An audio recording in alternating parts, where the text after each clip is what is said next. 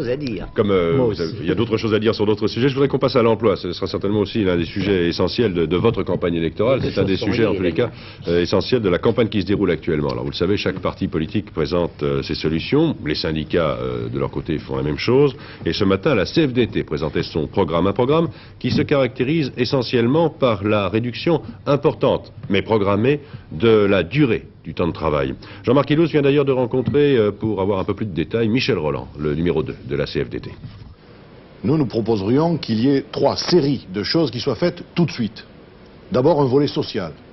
Il faut immédiatement se fixer l'objectif de passer progressivement aux 35 heures, car ça permet de créer 500 000 emplois d'ici 1985.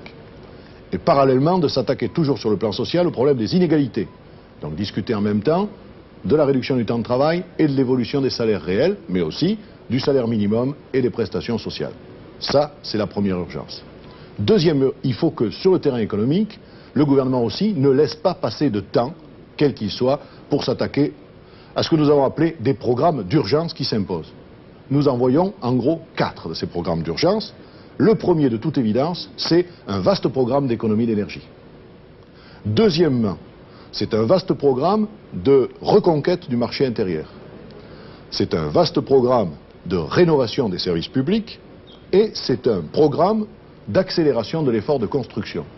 Et cela, grâce à une réorientation des aides publiques ou parapubliques à l'investissement, permettant d'amorcer un nouveau type de développement, avec un développement plus rapide et surtout plus riche en emplois. Et troisièmement, il faut amorcer des réformes plus fondamentales, en commençant par la réforme fiscale et par le contrôle public de l'ensemble du système du crédit. Alors tous les candidats parlent de nouveaux types de développement. On a connu maintenant les plans des 4 principaux candidats. Y en a-t-il un parmi eux avec lequel vous vous sentiez plus en harmonie? Écoutez, dans un premier temps, ce que je peux vous dire en tout cas, c'est qu'il y en a un avec lequel nous nous sentons en totale opposition.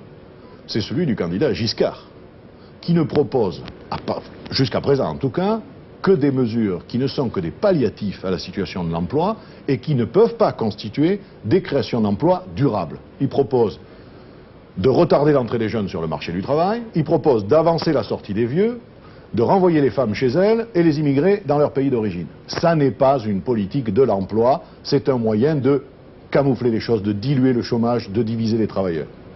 Nous avons entendu les autres candidats, vous avez raison. Alors j'ai bien écouté les propositions de François Mitterrand, il semble qu'il n'y ait plus qu'un parallélisme entre les siennes et les vôtres.